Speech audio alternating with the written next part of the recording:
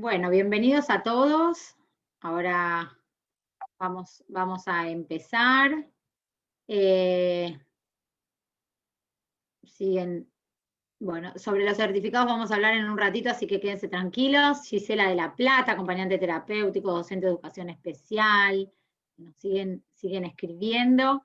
Eh, Bienvenidos a todos. Para los que recién nos conocen, nosotros somos Crecer Contigo, una iniciativa de papás y médicos de Mar del Plata y Buenos Aires, en pos de acercarnos a las familias que tienen algún integrante con alguna necesidad especial o alguna discapacidad, para brindarles herramientas, estrategias, tips para poder ayudarlos en su desarrollo y en lo que tiene que ver con potenciar sus fortalezas. Siempre hablamos de eso, ¿no? De las posibilidades, de potenciarlos, de ver qué es lo que pueden lograr.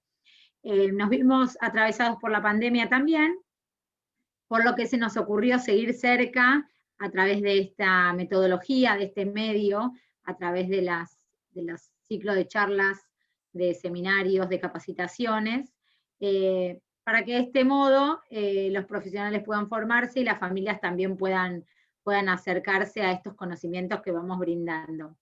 En el día de hoy nos acompaña Julieta Calabró. Juli, si querés te podés sacar el silencio. Es docente de nivel inicial, es psicopedagoga, es diplomada en educación inclusiva. Así que bueno, bienvenida Juli, te agradecemos por todo. Y antes de que ella comience a hablar, todas las consultas las pueden ir escribiendo en el chat, vamos a ir intentando disiparlas, vamos a ver si las ponemos en la mitad, algunas al final, y cuando termine la disertación, la capacitación de Juli, vamos a mandar un link donde se van a poder anotar para recibir el certificado. Dicho esto, bienvenida, aprovechenla, porque es una genia, así que bueno, bienvenida Juli. Muchas gracias. Buenas tardes. Hola a todos y a todas. La verdad que es un enorme placer estar compartiendo este encuentro y tener la posibilidad, como dijo Vale recién, de acercarnos y de poder compartir estos espacios, compartir experiencia, brindar información, que siempre es muy valiosa. Así que yo estoy agradecida por la convocatoria, por invitarme a participar de este seminario, de este ciclo de charlas, de permitirme conocer también con más profundidad, Crecer Contigo, y acercarme también a tantas personas interesadas, ¿no? En lo que es la educación inclusiva, en los proyectos de integración y de inclusión escolar. Así que Vale, muchas gracias especialmente a vos, que fuiste la que me invitó. Bueno. Como dijo Vale, sí, soy maestra de nivel inicial, soy profesora de nivel inicial, psicopedagoga, trabajo hace 15 años en proyectos de integración y de inclusión escolar, tanto en instituciones educativas como en consultorio particular. Nací en Buenos Aires, en Cava, y mi desarrollo profesional y laboral es también en esta ciudad de Buenos Aires. Lo aclaro y lo digo porque sé que hay varias personas que estuvo ahí contando Vale de un montón de provincias, que está buenísimo. Así que, bueno, vamos a comenzar a conceptualizar un poco algunos conceptos y a tratar de responder algunas de las preguntas que nos convocan hoy puntualmente, ¿sí? Voy a compartir pantalla. Ahí estamos. ¿Se ve, no? Perfecto, muy bien. Muy bien, bueno, proyecto pedagógico individual para la inclusión, ¿no? ¿De qué hablamos cuando hablamos de PPI? ¿Qué significa? Bien. Vamos a tratar de responder a lo largo de esta presentación a estas preguntas que nos van a ir guiando, ¿no? ¿Qué es? ¿Para qué sirve un PPI, un proyecto pedagógico individual para la inclusión? ¿Cómo se construye y quiénes los construyen? Y a quiénes está dirigido. Bien. ¿Qué es? Es un documento donde se establecen los acuerdos pedagógicos. Esperen que voy a cerrar esto. Ahí está. Es un documento donde se establecen los acuerdos pedagógicos para favorecer la trayectoria escolar de los alumnos y de las alumnas. Se plasman los objetivos generales y específicos que den respuesta a las barreras u obstáculos que puedan presentarse en el contexto escolar, promoviendo el desarrollo integral del estudiante y su inclusión social y educativa. Esto es lo que define, ¿sí?, la normativa, el documento de lo que es un proyecto pedagógico individual. Así se llamaba en un comienzo, ya hace un tiempo, que se llama Para la Inclusión, y hay un principio básico dentro de lo que es la escuela inclusiva, que considera que la diversidad es una fuente enriquecedora, de enriquecimiento, donde obviamente lo que permite y lo que considera es que todas las personas puedan participar del sistema de educación común en igualdad de condiciones, sentirse valorados, escuchados, respetados y, por supuesto, incluidos. Esto lo que implica justamente es poder desarrollar prácticas, formas flexibles, digamos, ¿no?, de aprendizaje, promover espacios en las salas, en las aulas, en todos los niveles participativos, para poder justamente tener expectativas en todas las personas y encontrar sobre todo diversas formas de poder cumplir esas expectativas, ¿sí?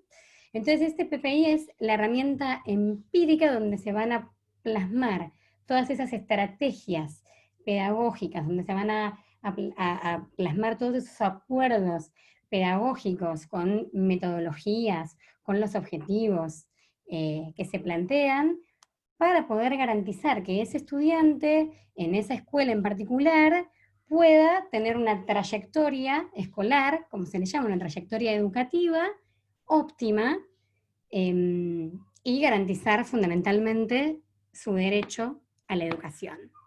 ¿Sí? Bien. ¿Para qué sirve este proyecto pedagógico individual? Para incluir a todas las personas al sistema educativo común, para garantizar los apoyos necesarios para que los estudiantes con discapacidad aprendan en igualdad de condiciones, para evaluar y calificar de acuerdo al establecido en el documento. Bien. Algo importante y fundamental que es importante mencionar y detenernos un poquito acá, es que hay un marco legal para esto, hay una ley, digamos, hubo una convención sobre los derechos de las personas con discapacidad, un tratado internacional de derechos humanos que fue aprobado por Naciones Unidas, ratificado en Argentina en el año 2008, y que goza de jerarquía constitucional desde el año 2014 en una ley. Perdón, ¿alguien está...? Perdón, hay alguien que está compartiendo pantalla, vamos a poner que solo pueda compartir. Ahí está, ahí sacó, volví a poner Juli vos. A ver. Momento. Espera un minuto, a ver. Mira, Juli.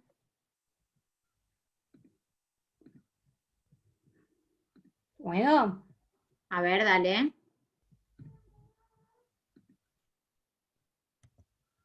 Estoy intentando, ¿eh? A ver.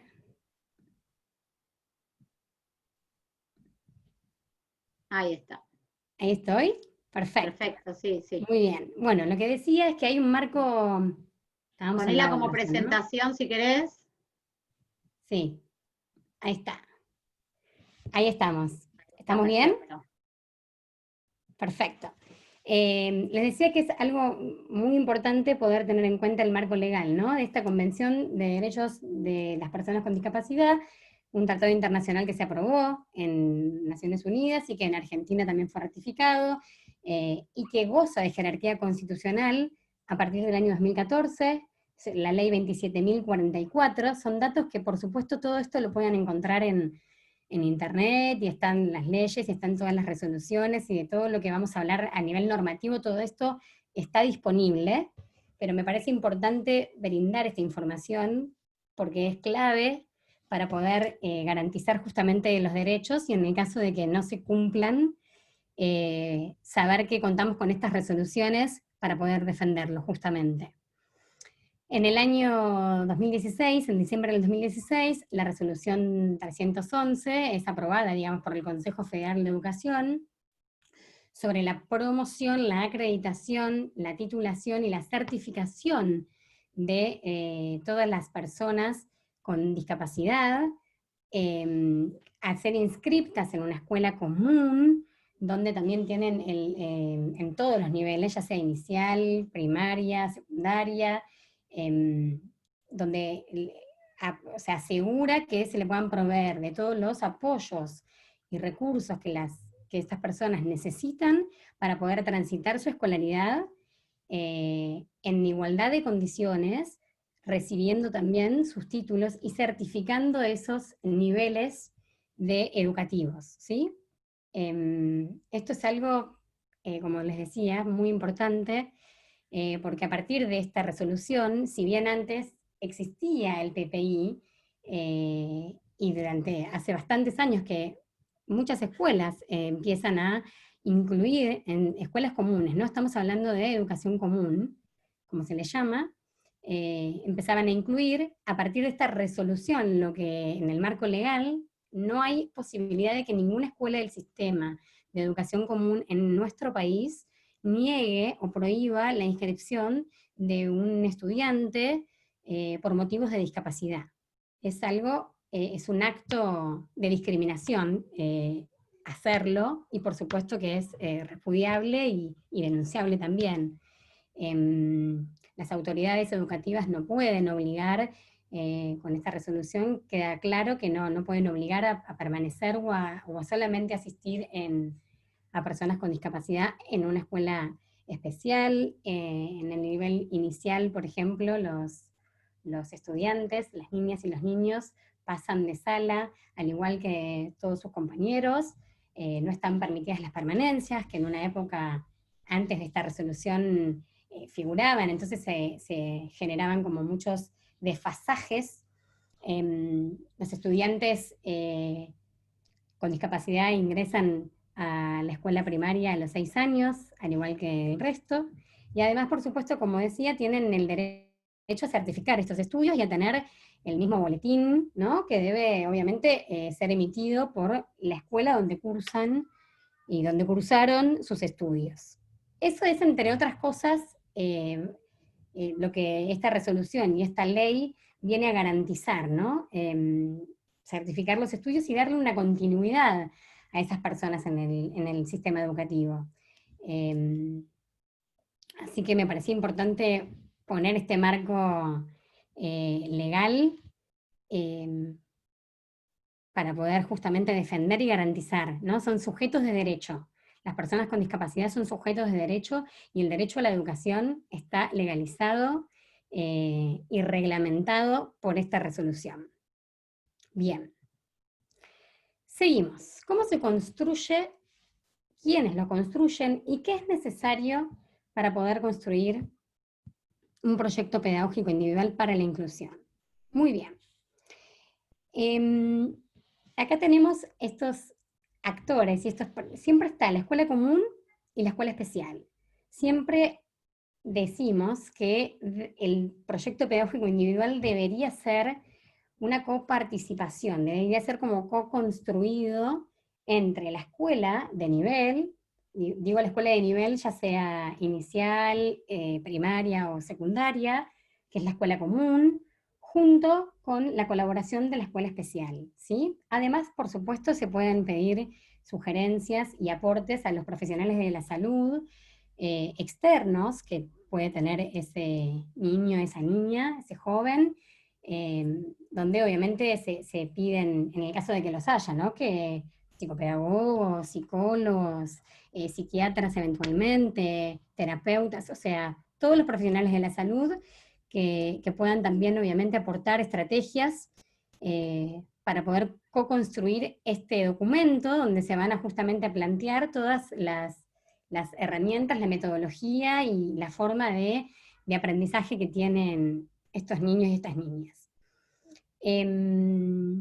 Digo debería ser así porque muchas veces no sucede en la práctica, tanto en Cava como en provincia, la escuela especial participa y en algunos casos lo confecciona la escuela especial, pero bueno, debería poder ser una co-construcción entre los dos sistemas, ¿no? Entre las dos modalidades.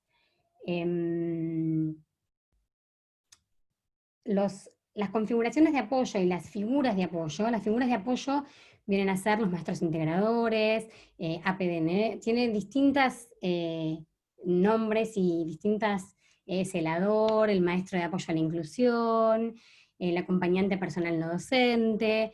Todas esas figuras de apoyo también, por supuesto, colaboran en esa construcción, aportando, por supuesto, también sugerencias y mirada, pero tienen más una injerencia a nivel conductual y emocional. Todo lo que es pedagógico, al ser un proyecto pedagógico, las herramientas pedagógicas y las formas pedagógicas son función de la escuela poder armar este documento. Como ya digo, ¿no? Por supuesto que puede hablar con la docente, que es la figura principal, digamos, de confección, y aportar sugerencias, pero no es responsabilidad de esas figuras de apoyo confeccionar ese documento. Eso también está bueno aclararlo porque hay bastante confusión al respecto. Por supuesto que las escuelas, ya sea en el ámbito estatal, digamos, público o en gestión privada, intervienen los equipos de orientación especial, de orientación escolar, los gabinetes psicopedagógicos, esto dentro de las escuelas privadas, hay personal, digamos, interno de la escuela que también, por supuesto, colabora en esa confección. La escuela común, cuando es del Estado, también pide una participación del equipo de orientación escolar que puede participar en esa confección. Acá en Cava, de hecho, hay algunas escuelas estatales que según los distritos también, porque esto también es importante aclarar, todos los efectores, digamos, de salud y de educación van variando, ¿no? Y la disponibilidad de todos ellos en las distintas jurisdicciones son diferentes, entonces depende de cada distrito y de cada jurisdicción cuáles son las personas que intervienen. Pero la escuela especial siempre participa con la escuela común, y muchas veces es el docente de una escuela especial que es designado y que va a la escuela común a poder observar a esta niña o este niño, y es el que confecciona, todo eso se eleva al área de educación. En el caso de privadas también hay una dirección de gestión privada, ¿no? De GEPS se llama, que también tiene que, por supuesto, supervisar todo esto, no queda solamente en los equipos de conducción. Bien, avanzamos. Bien, ¿qué es necesario para poder armar y para poder garantizar, ¿no?, la inclusión en todos los niveles de la escuela común? ¿Qué es importante tener en cuenta? Primero, identificar las barreras de contexto. Y este es un punto también importante en el que me voy a detener unos minutos, porque hay un cambio, digamos, de paradigma, que no vamos a entrar en detalle, pero identificar barreras de contexto quiere decir identificar las barreras de participación, ¿no? Y se impuso poder como desaprender el término de necesidades educativas especiales, que pertenece más a un paradigma de la integración, para poder poner el foco y virar hacia la escuela, ¿no? Y poder identificar esos obstáculos o esas barreras que se presentan en el contexto y no en las personas, ¿sí? Hay distintas barreras. Voy a mencionar rápidamente las características de algunas, las barreras físicas, que no solamente las encontramos en los escalones, digamos, ¿no?, donde puede haber una niña o un niño con una silla, y si el aula está en un primer piso, por supuesto que se tiene que poner, digamos, ese aula, disponerse en una planta baja. Eso serían como en términos de accesibilidad, que son como pareciera que son las más fáciles, pero son muy comunes. Pero las no tan visibles, digamos, son cuando también desde las propuestas pedagógica se propone alguna actividad con un componente psicomotor fuerte, sin ninguna otra alternativa para poder resolver o para poder acceder a esa actividad, ¿no? Entonces, eliminamos barreras, se dice, o las despejamos, cuando podemos ofrecer multiplicidad, digamos, de vías. Puede ser dictados, escritura del dictado, una grabación de audios, selección de ilustraciones o imágenes.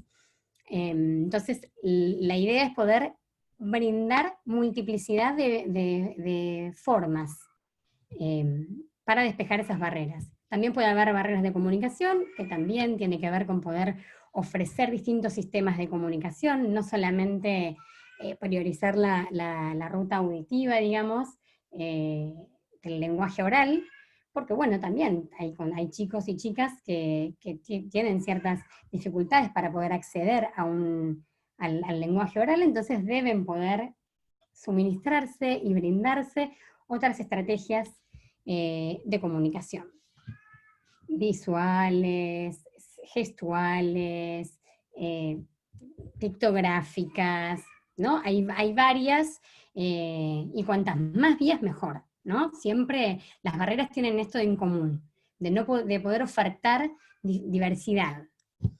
Bien, las barreras sensoriales, que tienen que ver también con aquellas barreras que suponen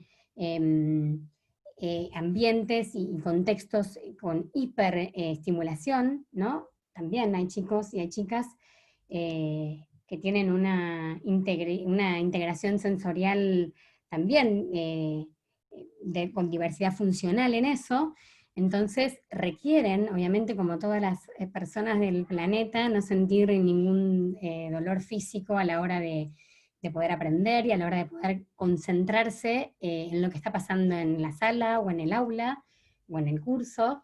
Entonces para eso es importante poder, a la hora de poder planificar y de proponer propuestas didácticas que tengan esto, ¿no? Como, además de conocer, ¿no?, los sistemas de comunicación y los sistemas sensoriales de nuestros estudiantes, poder estar atentos a eso, ¿no? A los ruidos fuertes o externos, a la escasa luz o el exceso de luz, algunos materiales también táctiles o kinestésicos que están en el ambiente y que eso también funcionan como barreras. Entonces cuando puedo identificar eso del contexto y puedo hacer algo, intervenir en el contexto para justamente brindar el acceso y la posibilidad de participación plena a todos estos chicos y estas chicas. Bien. Las barreras estructurales tienen que ver con aquellas barreras donde se dan en los contextos poco ordenados. Que uno dice, bueno, como en la escuela no va a estar una sala, un aula ordenada, pero la verdad es que es muy común donde no hay una rutina, ¿no? Donde no hay un orden establecido, y también hay chicas y chicos que en su modalidad de aprendizaje es más estructurada y necesitan esa anticipación, esa organización del espacio, saber dónde van a ocurrir, en qué momento va a ocurrir, ¿no?, la actividad, el traslado hacia otro espacio, para tener todo esto hablando en la escuela presencial, ¿no? Lógicamente, este contexto nos pone otros desafíos y otras barreras, pero siempre estas barreras se las cuento en función de lo presencial, ¿no?, de lo que pasa en los ambientes áulicos. Entonces, bueno, por supuesto, si estamos atentos a poder detectar esas barreras, también podemos intervenir sobre ellas para poder eliminarlas, como es el objetivo. Bueno, barreras cognitivas, que es algo muy presente todo el tiempo, digamos, en la escuela, donde hay procesos mentales que se requieren para aprender, para estar en una clase, en una actividad, con funciones ejecutivas que se ponen en juego en el aprendizaje permanentemente. Y bueno, y también hay chicos, hay chicas que no se activan esos procedimientos mentales de manera automática y solo, Entonces es necesario hay algunas estrategias de poder mediar entre ese estudiante y la tarea, con mapas mentales, con organizadores gráficos de la información. Hay ahora muchas formas muy en auge de esto, ¿no? Justamente de mapas mentales, de visual thinking también, que es una forma también de expresar, ¿no? No solamente de el acceso y de cómo presento yo la actividad, sino también cómo le voy a pedir a los estudiantes que expresen o que devuelvan o que hagan ese feedback de lo que están pudiendo, ¿no? Recibir, interpretar, esa interacción con lo que sucede. Y las últimas son las barreras curriculares, que es un problema bastante importante en nuestro sistema educativo, porque, bueno, históricamente entendimos y aprendimos en que hay un solo currículum, hay una forma sola de llegar a los contenidos y de la misma manera y en el mismo tiempo, entonces es muy complejo, y ahí yo creo que es el punto más de desafío para los docentes, para los profesorados también, poder trabajar fuertemente en poder habilitar otras posibilidades de currículum, como lo es el DUA, que es el Diseño Universal de Aprendizajes, donde hay unas múltiples formas, digamos, ¿no? de compromiso, de medios para la representación, de la acción, de la exploración. Bueno, nada, y también si entendemos, por supuesto, que el conocimiento y que el aprendizaje no lo asimilamos por una sola vía, ¿no? Sino que atendiendo también a las inteligencias múltiples, queda demostrado de que son varias las que se ponen en juego y súper diverso. Bien, voy a continuar. Esas son las barreras de contexto. Otra cosa que se necesita es focalizar el potencial en la persona, ¿no? El potencial de la persona, que es un poco lo que decía Vale, ¿no? Que siempre es fundamental sobre lo que puede esa niña o ese niño, y no sobre lo que no puede o lo que no aprendió. Hay un artículo específico en la resolución 311 que trata justamente de esta importancia, que parece una obviedad, pero no lo es. Bueno, respetar los diseños curriculares, por supuesto, el proyecto pedagógico individual para la inclusión no debería tratarse de tener una currícula paralela, sino que puedan responder también a los objetivos y a los contenidos que están propuestos para ese nivel, para ese curso, y que tampoco queden eximidos, digamos, de ciertas materias o áreas de conocimiento, ¿no? Si bien hay proyectos pedagógicos individuales, ¿no? Que contemplan y que se trabaja sobre esto, donde hay todo bueno, ¿qué es lo mejor? Y sucede, no debería, o sea, o esta ley, o esta resolución lo que viene a garantizar es que no, por motivos de discapacidad o por tener un PPI, se deben hacer, ¿no? Estos recortes y utilizar, ¿no? Otra currícula que no sea la oficial para todos y para todas. Bueno, revisarlo periódicamente también es importante, digamos, sobre metas factibles, ¿no? Que se van pudiendo cumplir, que sea un documento flexible, y esto hay que poder revisarlo frecuentemente. Y usar un lenguaje claro también es un punto clave, que tiene que estar redactado, digamos, ¿no? De una manera accesible y clara para los estudiantes con discapacidad, para sus familias, que si bien no colaboran en la construcción, por supuesto, es una herramienta pedagógica que le corresponde a la escuela, pero sí tienen que prestar su consentimiento. Entonces debe ser un documento claro. Una vez que está confeccionado, por supuesto, la familia tiene que poder, como ya dije, dar su consentimiento, firmarlo, y para eso tiene que entenderse, ¿no? Básicamente. Muy bien. Bueno, ¿y a quién está dirigido? A todos los niños y a todas las niñas, jóvenes y adolescentes que lo requieran en algún momento de su trayectoria educativa. Digo en algún momento de su trayectoria porque la realidad es que no siempre es desde un comienzo. Hay proyectos pedagógicos individuales que hay niños que quizás los requieren en algunos momentos de su escolaridad y su trayectoria escolar y en otros no. Hay algunas familias que quizás se acercan a la escuela sin ninguna intervención de salud o ¿no? de profesional con alguna indicación, y de hecho sin tener, ¿no? un certificado de discapacidad para poder acceder. Y bueno, la escuela empieza a identificar ciertas barreras que tiene la escuela y que no puede dar respuesta.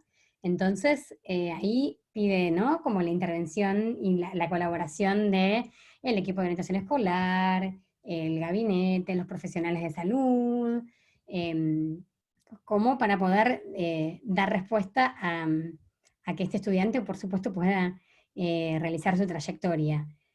Muchas veces las familias no están de acuerdo o vienen a hacer un cambio de modalidad, entonces de especial la escuela común, y entonces tampoco están de acuerdo y quieren, y se empieza el año, digamos, sin un proyecto pedagógico individual. Y en esos casos muchas veces se puede solicitar, ¿no? En otro momento del año, a mitad de año, por ejemplo, hay casos donde o se hace una apuesta al comienzo y se apuesta a decir, bueno, probemos a ver si la escuela tiene las herramientas. La realidad es que como primera medida la escuela tiene que poder, con sus medios y con sus herramientas, o es lo esperable, o lo ideal que suceda, de que pueda la escuela dar, obviamente, respuesta a todos sus niños y sus estudiantes.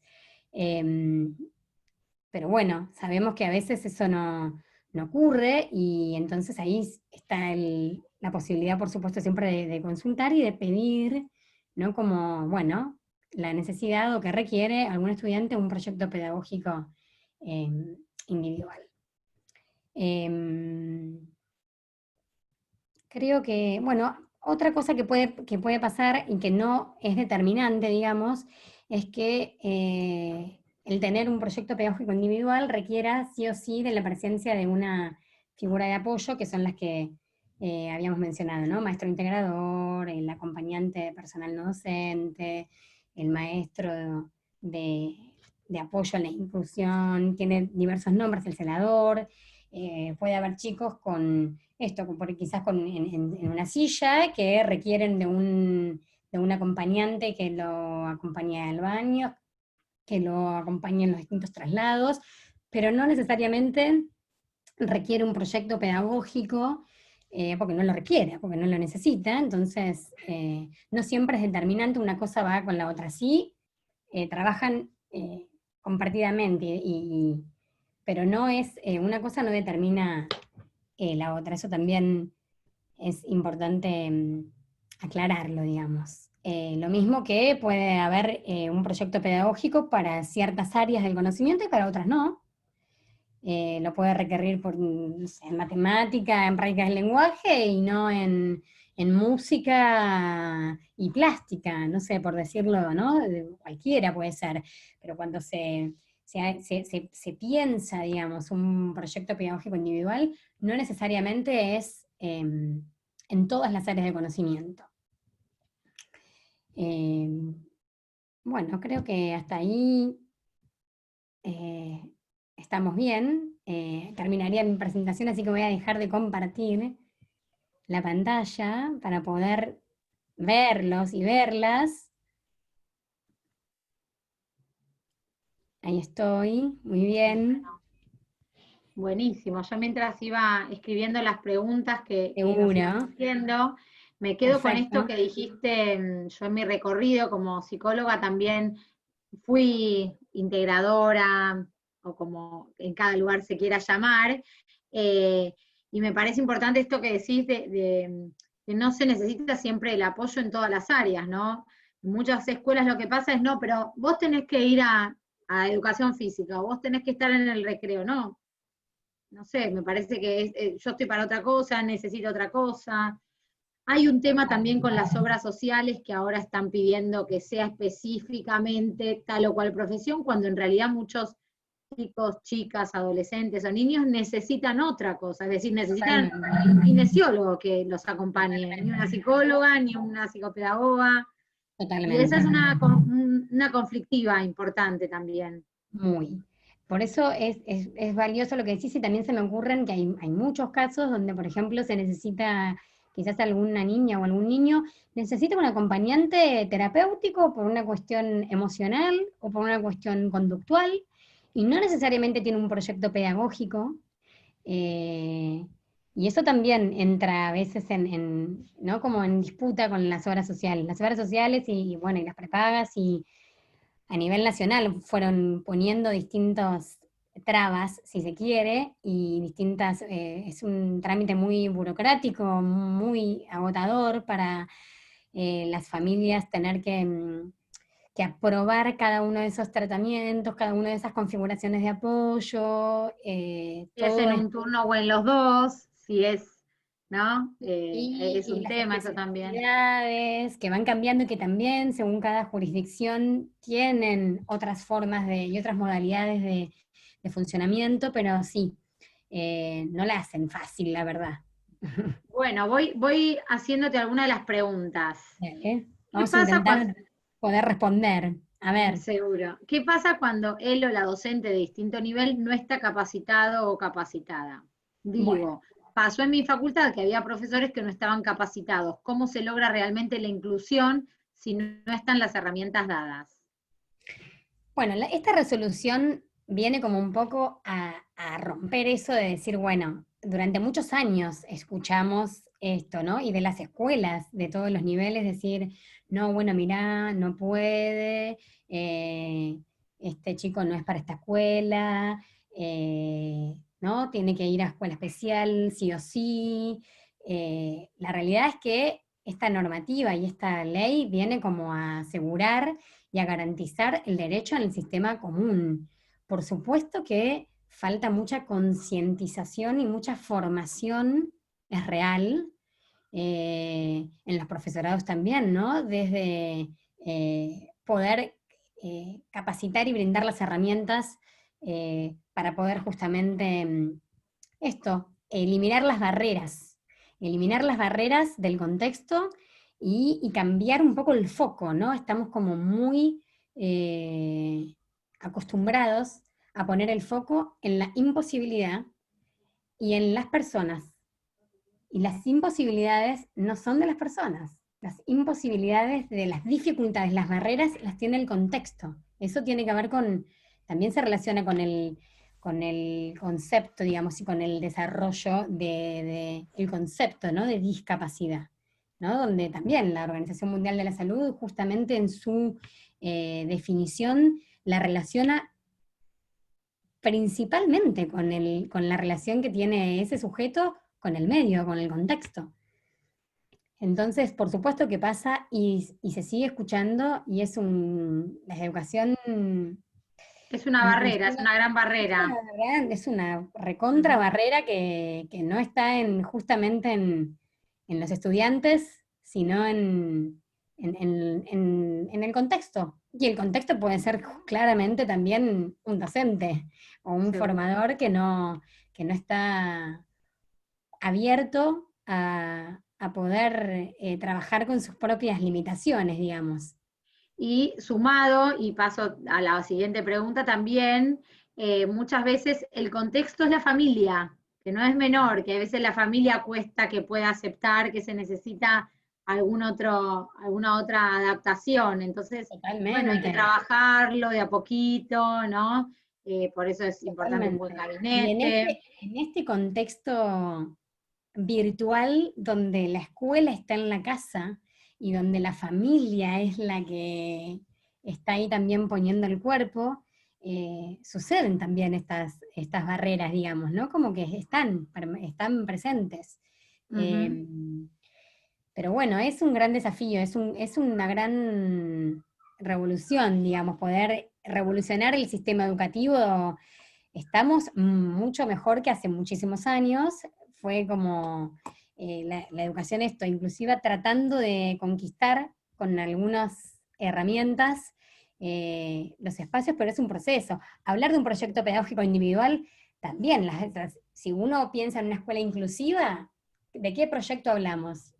Individual. Si es inclusiva y realmente hay una escuela, no debería de haber un proyecto pedagógico individual para una persona o para dos o porque la requieren, sino porque la escuela de por sí ya debería tener esta variedad y múltiples formas de no solamente brindar los contenidos pedagógicos, sino formas diversas de representación, de expresión, Totalmente. habilitar la cantidad, cuantos mayores canales se habiliten y posibiliten, menos barreras permanecen, digamos, ¿no? Como que es un gran desafío, es un gran desafío. Te preguntan también, para seguir, que hay varias preguntas, es cómo es la certificación de un estudiante con un PPI. Es igual que la de cualquier otro estudiante que no tenga. Esto también, esta resolución vino justamente a dar esa terminalidad que antes no estaba. Y hay un mito como en muchas familias de decir, bueno, no, porque si tiene PPI no va a poder certificar el pasaje, ¿no? Bueno, los 3 niveles de educación son obligatorios la certificación. Es esa resolución 311 que viene justamente a reconocer eso, ¿no? La participación, la acreditación, la titulación y la certificación. Esa certificación, ya sea del nivel inicial al primario, del primario al secundario, esa certificación la tiene que emitir la escuela común donde ese estudiante cursó sus estudios. Eso es por ley. Por supuesto que está consignado, ¿no? En algún, por ejemplo, no sé cómo será sinceramente en provincia, eso no lo sé, pero en Cava, por ejemplo, en el boletín, hay unos recuadros ¿no? especiales, específicos, donde figura ¿no? La evaluación con proyecto pedagógico individual, en qué materia se consigna, pero la certificación acredita. Esto es algo muy común porque antes de esta resolución había PPI, pero ¿qué pasa? Cuando llegaban a media, muchas veces a la educación media, muchas escuelas decían, ah, no, no, no, no, pero viene con todo este PPI, no, no, nosotros no, acá no, ¿no? Y se lavaban un poco como las manos, ampliamente. Ahora con esta resolución es ley, o sea, ninguna escuela puede prohibir la inscripción al sistema educativo común por motivos de discapacidad. Tiene que poder brindar, y esto lo vuelvo a decir porque sucede, en la práctica sucede todavía, y el desconocimiento de la ley, el desconocimiento del marco legal, no hay un vacío sobre esto, faltan un montón de cosas, pero digo, es importante tener esta información para garantizar el derecho, son sujetos de derecho, igual que todas las personas. Bueno, acá, por ejemplo, en relación a eso, y voy a ir salteándome algunas anteriores, comentan que en Corrientes, por ejemplo, hay colegios secundarios que no aceptan maestras integradores. Entonces te consultan si hay alguna diferencia en la normativa según el nivel. En una escuela privada, no sabemos, ¿no? Si es privada, Ah, porque no sé si debe puede ser privada. alguien, la persona que Digo, escribió después, por ejemplo, también en la provincia de Salta contamos posterior a la resolución 331 con una área provincial que favorece a la titulación del nivel secundario. perfecto. Digamos.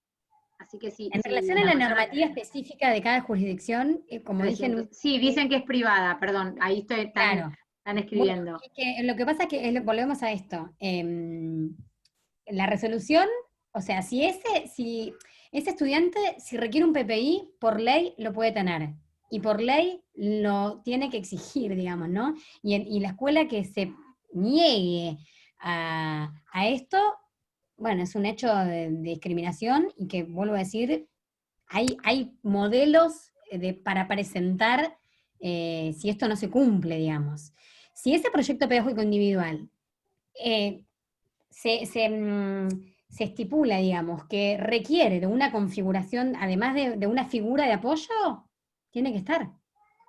No, no. Perfecto. Por, por suerte va a venir en el próximo encuentro Claudia a hablar específicamente de la normativa en provincia, que debe tener muchísima, muchísima más claridad, por supuesto, porque es como más especialista, pero la normativa es la normativa.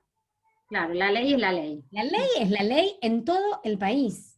Entonces, Claro. si bien cada jurisdicción va a contar con distintos organismos, con distintos efectores, la ley es la ley. Y es ¿Y qué esta. pasa? Acá preguntan, por ejemplo, ahora, bueno, a ver, en Corrientes, por ejemplo, tenemos la resolución 2513 del 29 de mayo de 2019 que establece los requisitos para el ingreso de un integrador a las instituciones escolares. Es decir, hay una ley nacional y obviamente debe haber adaptaciones Un en cada montón. provincia.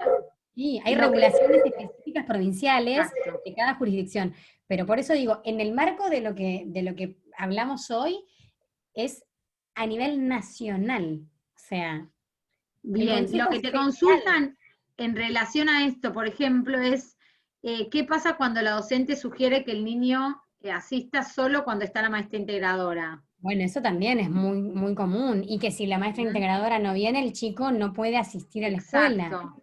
Tampoco se puede. La escuela tiene que garantizar el espacio y la tiene que contar con las herramientas. No puede no permitirle el ingreso o decirle que no, no, mira, no vengas porque yo no voy. No puede, no es determinante.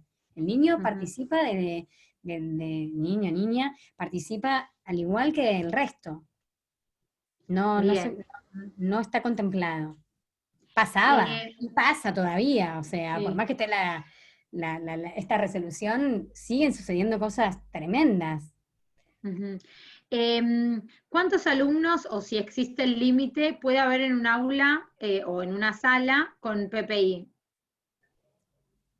Eso no te lo puedo contestar, porque la verdad es que no sé si existe una, en la normativa no figura, digamos. Puede Porque ser. en realidad hay que tener la diferencia entre los chicos que necesitan PPI y los que necesitan Exacto, integración. exacto. No, y los que necesitan una configuración, una figura de Exacto. apoyo. Ujú.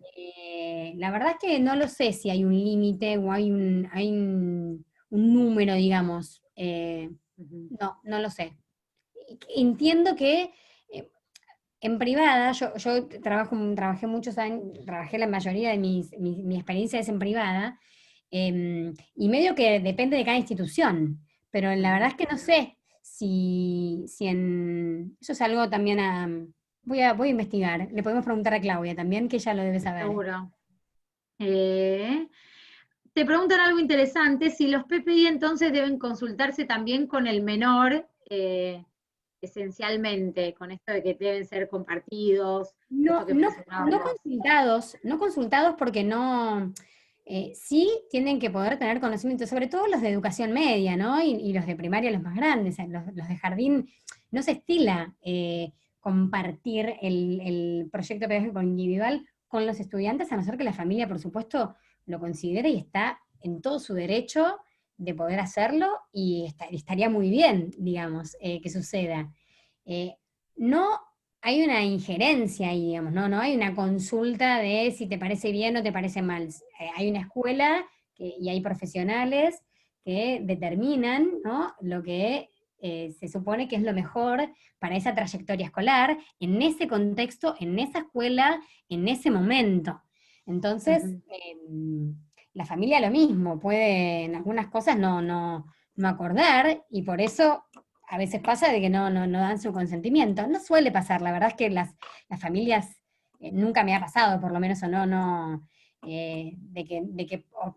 pero bueno, sí tienen todo el derecho de saber y de poder opinar, preguntar, sacarse las dudas. Por eso la importancia del lenguaje claro, ¿no? Que puedan entender las familias de qué Ujú. estamos hablando, cuando hablamos de una figura de apoyo, cuando hablamos de una barrera, cuando hablamos de, bueno, todo eso tiene que estar, de la metodología, cómo lo voy a evaluar, las adaptaciones que va a recibir, todo eso está consignado en ese documento, ¿sí? Bueno, en relación a esto que mencionaste, hay dos consultas. Una, ¿por qué mencionás que la barrera cognitiva es una barrera contextual? Esa es una de las consultas. Y ¿cuál es la diferencia entre alguien que necesita un PPI y una integración? Voy a la primera. Las barreras cognitivas, las barreras cognitivas se refieren a las posibilidades que yo doy de poder acercar el conocimiento y de poder proponer mi actividad. Si yo utilizo una sola forma, digamos, de presentar esa actividad, hay procesos mentales, digamos, ¿no? Que se ponen en juego en el aula, en la sala, en el pensamiento, para poder aprender, para poder atender, para poder memorizar, para poder justamente esas funciones ejecutivas que se ponen en juego a nivel cognitivo en el momento de aprendizaje. Entonces, la escuela inclusiva y lo que trata lo que pone en énfasis en esta barrera es que hay una estrategia que pueda mediar entre la tarea y el alumno, ¿no? Para aquellos niños y niñas, ¿no? Que no, automáticamente no pueden poner en funcionamiento todas esas funciones, hay organizadores de la información que hacen más accesible, ¿sí? Es una configuración de acceso, una adaptación de acceso a la información, al conocimiento, para que ese estudiante la pueda trabajar, se pueda acercar, digamos, ¿no? Y pueda tener acceso a eso que está proponiendo. Entonces, por eso hablaba, ¿no? De lo que se proponen como estrategias más inclusivas son mapas mentales, organizadores gráficos, rutinas de pensamiento, ¿no? En esto del DUA, digamos, ¿no? Del diseño universal de aprendizajes, hay un montón de estrategias que se utilizan para poder garantizar esos accesos, digamos, ¿no? Que la importancia siempre tiene que ver con la multiplicidad de vías y de propuestas, no solamente de la propuesta de la actividad, sino de lo que voy a pedirle al estudiante en cómo expresarse. No sé si la respondí. ¿Y la otra, cuál era? ¿Qué diferencia entre una ¿Qué integración? diferencia hay, claro, en una persona, un niño o niña que necesita un PPI con alguien que necesita una integración? No, lo que pasa es que la integración o sea, una persona, lo que hablábamos recién, una persona, no sé a qué le llamará integración, pero entiendo que una persona que necesita se me viene a la cabeza una figura de apoyo, ¿no? Como una maestra Exacto, integradora, sí, o sí, un sí. celador, si es una cuestión más motora, o un acompañante terapéutico, si es una cuestión más emocional o más conductual, va teniendo distintos nombres y designaciones, y pueden ser distintos profesionales, ¿no? De la salud y de la educación los que pueden acompañar en esa figura de apoyo. Y no necesariamente contar con un proyecto pedagógico que tenga que trabajar alguna estrategia específica, con algunas adaptaciones curriculares o metodológicas. Simplemente, por eso digo, pueden trabajar en conjunto, pero una no determina la otra. Ok, Son dos cosas distintas. bien. Para eso es súper importante que se trabaje interdisciplinariamente con el docente, el psicólogo de la escuela, el psicopedagogo, el directivo, para ver, Fundamental. bueno, qué es lo que necesita, también para a veces tranquilizar a los padres con esto de cómo mi hijo necesita esto. Entonces también puede ser por un momento, por algo contextual. En Total. relación a eso, te preguntan ahora en pandemia, por ejemplo, que se está extendiendo un montón, cómo se trabaja con los PPI, cómo se hacen, si se hacen o no. Por ejemplo, alguien que no tenía un PPI, en este contexto, ¿hay que armarle un PPI? O alguien Y que sí. tenía, ¿cómo se reevalúa? Y bueno, realmente que este contexto, este escenario virtual es un gran desafío y sigue siendo, digamos, para todas las escuelas y para todos los niveles. y para todos los estudiantes, y realmente todos estamos aprendiendo, ¿no?, las distintas herramientas. Hay algunos que les benefició, o sea, les vino muy beneficioso, y hay otros que por supuesto no. Entonces, por supuesto que la herramienta es legal y se sigue, no es que en pandemia deja de estar vigente Ujú. o no, de ninguna manera. Por supuesto que seguramente va a requerir de más justamente revisión y poder ir ajustando y hacer esos ajustes. El proyecto pedagógico individual se entiende mejor cuando hablamos de ajustes, ¿no? Bueno, ¿cuáles son los ajustes que se necesitan o que se requieren en este momento determinado? Va a depender, por supuesto, de cada niño, de cada contexto, de cada escuela y cuál sea la propuesta virtual que tenga cada escuela. Ujú. Eso es como, es muy individual justamente, pero por supuesto que sigue vigente y si es necesario revisarlo, hay que revisarlo, y si es necesario y se impone, digamos, por este contexto, hacer algún ajuste específico, hay que hacerlo. Hay varias consultas en relación, las voy a tratar de juntar en esto. ¿Cuándo es necesario un PPI? Porque hay algunos que preguntan, alguien que tiene síndrome de Down necesita un PPI, alguien que tiene problemas de conducta necesita un PPI, alguien que tiene problemas motrices pero no cognitivos necesita PPI. Así que junté todas esas en esto para que puedas ver, explicar más o menos cuándo uno debe sugerir que se necesita un PPI. Y eso depende de cada escuela y de cada familia y de cada equipo de profesionales que atienden ¿no?, a cada estudiante y a cada familia, digamos, ¿no?, con las que trabajan. Eh, en relación a las personas con discapacidad, el PPI es una herramienta, el proyecto pedagógico individual es una herramienta eh, que está al servicio, digamos, y que lo que garantiza es que esas personas con discapacidad estén en el sistema común, ¿sí? Por supuesto que la modalidad de educación especial sigue funcionando, y cuando colabora en la confección del PPI y la escuela común pide, ¿no?, como esa colaboración a la escuela espacial tiene que limitarse, digamos, o sea, a brindar todos los recursos y los apoyos necesarios para mejorar esa inclusión.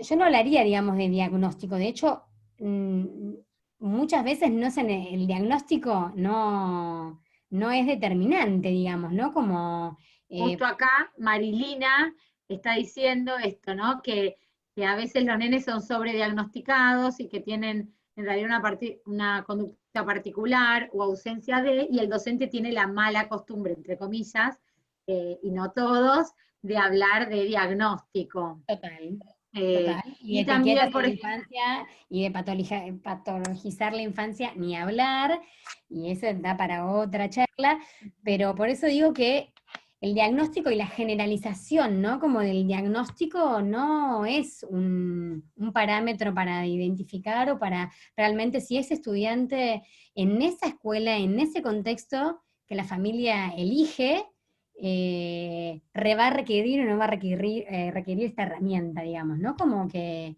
es cada caso en particular, no tiene que ver con el diagnóstico, en absoluto. De hecho, hay familias que no tienen ningún diagnóstico, o que hay familias que no tienen, que tienen un niño, una hija, un hijo en cualquier nivel educativo que no tiene un certificado único de discapacidad y también puede acceder a un proyecto pedagógico individual con alguna, obviamente, indicación que justifique, ¿no?, que solicite ese proyecto pedagógico en alguna área, en alguna, ¿no?, como en alguna área de conocimiento, en algún momento determinado de la trayectoria escolar, por alguna situación, como que el diagnóstico no es determinante para requerir o no la herramienta.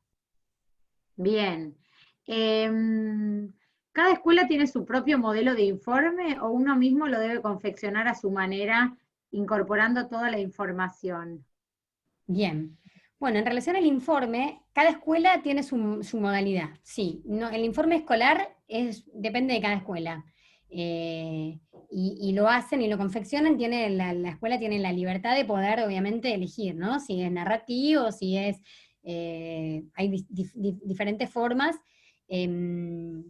No hay hay obviamente cosas básicas, ¿no? Un informe es un documento donde se registra una parte de la vida escolar de los estudiantes, y en los casos que tienen PPI y en los que no tienen PPI, y en las personas con discapacidad o las personas sin discapacidad o con diversidad funcional o como quieran llamar, eh, esta es una opinión personal, ¿no? O sea, que tiene que ver con la elaboración del informe pedagógico escolar, justamente de poder basarse y poder plasmar desde las posibilidades y sobre todo los procesos que fueron sucediendo en ese estudiante en las distintas áreas de conocimiento, sobre sus intereses, sobre sus motivaciones, sobre, ¿no? Y ese proceso que fue en esa trayectoria adquiriendo, ¿no? Y los logros y los avances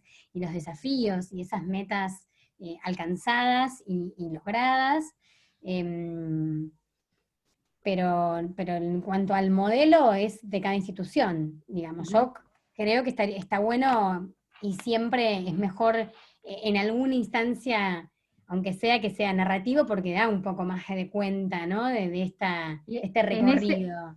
En ese contexto preguntan tanto el PPI como el informe, ¿quién lo debe hacer? Si la escuela, si la docente de grado o, en el caso de que haya algún acompañante o integrador, el integrador. Bien.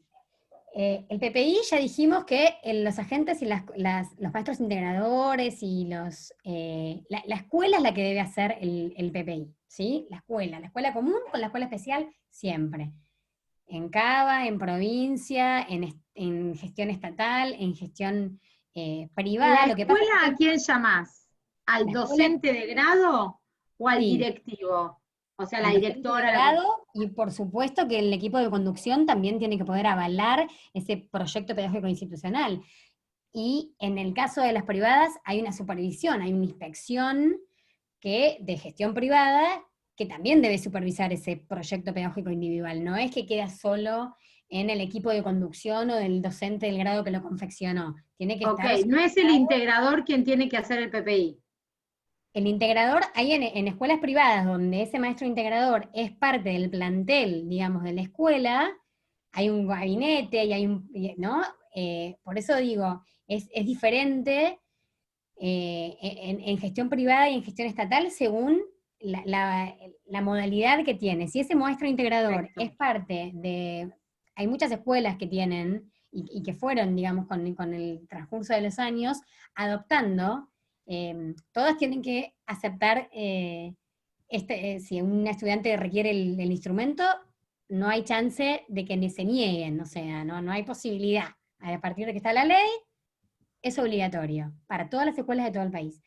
Pero bueno, es verdad que muchas escuelas fueron incorporando también estos planteles de docentes integradores. Entonces, en una escuela privada donde el docente integrador es parte del plantel y lo confecciona, pero bueno, hay una coordinación, o hay un gabinete, o hay un psicopedagogo, hay alguien que también está, lo que sería el equipo de orientación escolar en gestión estatal, digamos, ¿no? Pero una cosa es el informe y otra cosa es el PPI, ¿no? El PPI lo hace la escuela docente, el docente, o sea, la responsabilidad es del docente y es del docente integrador, si es parte del plantel, de la escuela de conducción, docente de grado, docente de nivel, en coparticipación. O sea, por eso digo que es una co-construcción, ¿sí? El informe lo hacen los docentes, pedagógicos de todos sus estudiantes. No lo hace, ¿quién lo va a hacer, digamos? Está bueno que puedan, esto también es una opinión personal, que pueda estar las miradas de los distintos docentes de las distintas áreas y poder integrar. El docente es el que lo hace, o que tenga ¿no? El que lo escribe, el que lo narra, es una persona y un buen informe, nada, tiene, digamos, una estructura y una sola voz, digamos, ¿no? Que es la que habla y la que va reuniendo como los procesos de las distintas áreas en el caso de que sea un informe integrador, digamos, de las distintas materias, de los distintos desarrollos de ese estudiante en eso, en las distintas áreas de conocimiento. Eso sería como lo ideal. Eso sí lo hace por lo general el docente, en el caso de que tenga una figura de apoyo, y el más cercano es la figura de apoyo por lo general, muchas veces lo hace el docente en colaboración con el... Es como, no hay una normativa de eso. Es depende de cada escuela, es depende de cada equipo, y son acuerdos pedagógicos que también se hacen puertas adentro de la escuela, digamos. No es que hay una normativa que dice, bueno, el informe lo tiene que hacer tal persona. Claro. No, eso no. Están mencionando algo también en común de algunas provincias, pero también que sucede en Capital, lo agrego yo esa parte, de que hay veces el equipo de orientación escolar no está capacitado, entonces, quiero leer exactamente, faltan los recursos y la formación para que se puedan armar correctamente los PPI, los informes. Estos comentarios que van haciendo. Después, por ejemplo, vamos a ir, hay muchas preguntas, Julieta, después cualquier consulta, hay gente que pide si podés mandar modelo de informe y de PPI, nos escriben a nosotros un mail y nosotros se lo mandamos a Juli para que ella pone, para que ella Lo que les quiero decir para que sepan es que en internet hay, primero que el PPI, digamos, el documento se baja de internet, o sea, está disponible, ¿no? Es un documento que se completa, ¿no?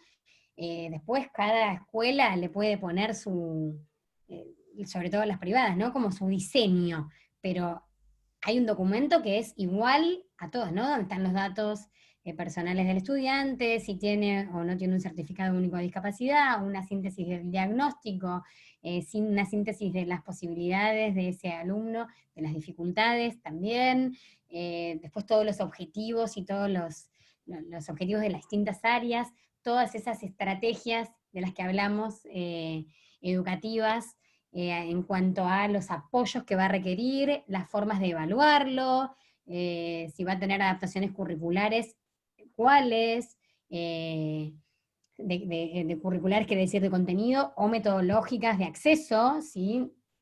Va a requerir además una figura de apoyo, y en qué va a estar como basada en esas estrategias que voy a plantear. Todo eso se vuelca en esa herramienta, en ese documento que está en internet porque es algo común, es un documento común a todo el país que se agarra a internet. Por supuesto que eso después se completa en función de ese estudiante, ¿no? De esa particular, pero el documento en sí, la estructura es la misma. Bien, te consultan en relación al área de la secundaria y también hay otra consulta en relación, por ejemplo, a la dislexia. Si se puede hacer PPI según por materias, por ejemplo, en la secundaria, o se puede hacer PPI para algunas situaciones escolares particulares, o el PPI tiene que abarcar a todas las materias. No necesariamente. El proyecto pedagógico individual puede tener puede ser requerido para ciertas áreas de conocimiento y no para todas, sí. No necesariamente para todas. Por eso digo, en esos objetivos y en esos se ponen cuáles son los objetivos de esta materia, cuáles son los objetivos de esto. Puede ser que en algunas áreas sean exactamente los mismos objetivos y contenidos que para el resto, la currícula, ¿no? Para el resto para ese nivel. No necesariamente en todas las materias es requerido, digamos, ¿no? Perfecto. Especifica también cuando es en cada área de conocimiento o no. Bueno, hay muchas más preguntas, voy haciendo así haciendo así un mix. ¿Por qué crees vos? Dice, si bien por Ley Federal de Educación y las resoluciones indican la intervención de la escuela especial en las trayectorias de inclusión educativa, en Cava brilla por su ausencia. ¿Por qué crees vos? ¿En Cava brilla por su ausencia la participación de la escuela especial? No entendí. La consulta decía lo siguiente, espera que Si bien por ley federal de educación y las resoluciones se indica la intervención de la escuela especial en las trayectorias de inclusión educativa, en Cava brilla por su ausencia. ¿Por qué crees? Mira, no, de hecho, tengo entendido que muchas veces la escuela especial es la que termina confeccionando, digamos, ¿no? En Cava, hoy hablaba con una colega de un EOE, de un distrito, eh, y me decía que, bueno, que todavía, si bien tiene que ser una co-construcción, ¿no? De lo que hablábamos, bueno, muchas veces termina siendo la escuela especial, el SPPI, ¿no? Va la docente a la escuela, observa al estudiante y termina de confeccionar, ¿no? El PPI termina haciéndolo a la escuela especial. Depende, Cava es enorme, depende de los distritos y como siempre, lamentablemente, hay distritos y distritos y hay jurisdicciones y jurisdicciones que funcionan mejor, que tienen mejor disponibilidad y mayor compromiso con la tarea. Eso nos pasa en todos los, y en este gremio docente y en educación pasa un montón, digamos. La ley está y debería ser así. Ahora en la práctica, y sí, suceden un montón de cosas. No. ¿Qué pasa, consultan? Y con esta vamos cerrando esta parte. Si los papás no quieren realizar el PPI, digamos, si la escuela sugiere, y los papás dicen, no, yo no quiero No que se mi hace. hijo... Y No se entonces... hace. Entonces ese chico cursa sin un proyecto pedagógico individual. Pasa de que, por eso digo, el proyecto pedagógico individual tiene que ser, firmado y el consentimiento de la familia tiene que estar. Entonces, bueno, se da curso, pero nada, finalmente en muchos casos termina sucediendo de que la familia termina accediendo y aceptando, o termina cambiándolo de escuela, o la verdad es que no suele pasar que la familia no esté de acuerdo con una herramienta pedagógica que garantice justamente la plena participación Claro, de tiene que ver también ese muchas veces con la estudiante. transmisión de qué es el PPI, Exactamente, el ¿no? proyecto Porque a veces pedagógico cuando uno tiene, transmite esto de que el PPI es algo discapacitante, limitante, los total, padres tal vez se rehúsan. Ahora, cuando el PPI, al contrario, es como para que pueda seguir el niño, la niña, el adolescente, su transcurso educativo.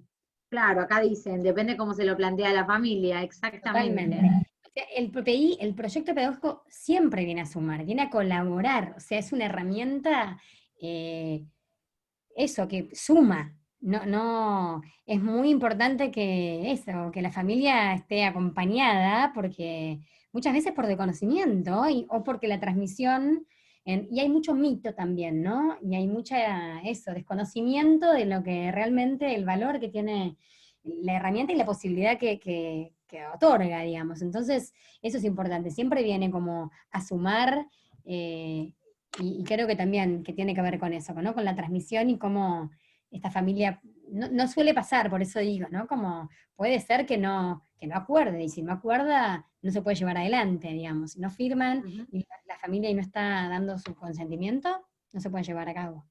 Claro, que el PPI no va de la mano ni de un CUD, de un certificado único de discapacidad, ni de nada, ni de una integración o un acompañante, sino No. va desde otro lugar.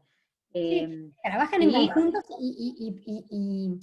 y pueden acceder, digamos, por ley a todas esas configuraciones de apoyo. Figuras de apoyo y exactamente. configuraciones que son distintas, pero una no determina la otra, no es determinante.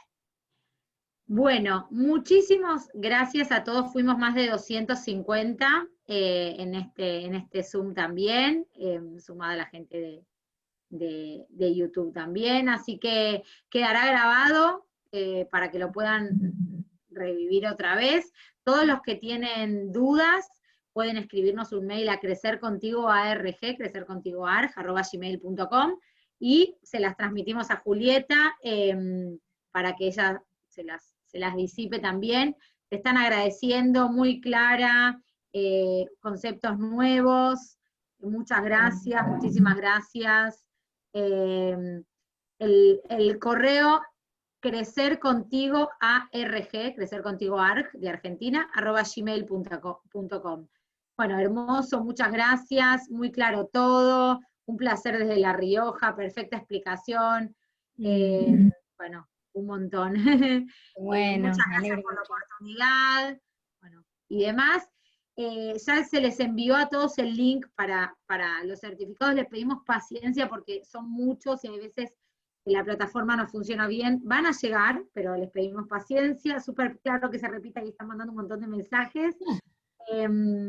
Así que nos encontramos en Instagram, van a poder ver la agenda con todas las charlas. Juli, muchísimas gracias, súper claro todo. Seguramente te estaremos enviando algunas consultas más que quedaron pendientes, fuimos muchos e intentamos a veces disipar todas, pero bueno, es difícil. Así que un aplauso, acá te están aplaudiendo virtualmente. Así que bueno, muchísimas gracias. Algo que con lo que quieras cerrar. Muchas gracias, un placer enorme poder, vuelvo a decir esto, ¿no? Compartir estos espacios, encontrarnos, y eso es una posibilidad que nos dio la pandemia y este escenario virtual, de poder utilizar las herramientas para esto, ¿no? Encontrarnos con gente de todo el país, con familias, con profesionales, así que lo celebro un montón, agradezco enormemente la posibilidad y cuando quieran estoy de vuelta para otro encuentro.